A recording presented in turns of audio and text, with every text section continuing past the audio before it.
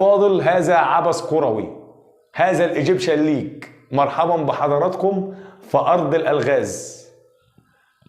مرتضى منصور طالع يعمل فرقعة إعلامية رغم أنه هو رئيس معزول بأي صلاحية يدخل النادي ويطلع في مؤتمر صحفي ويفتعل كل هذه الضغائن والأزمات ويسب ويقول القيل والقال وجال وعاد وراح وجاب جنب ظهره.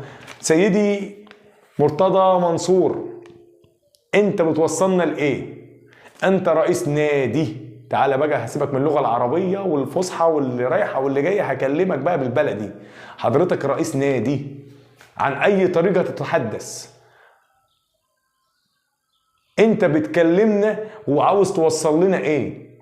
انت وراك جماهير بالملايين، هتوصل لهم ان الاهلي بيلعب بالسحر؟ سيدي الفاضل، مفيش الكلام ده في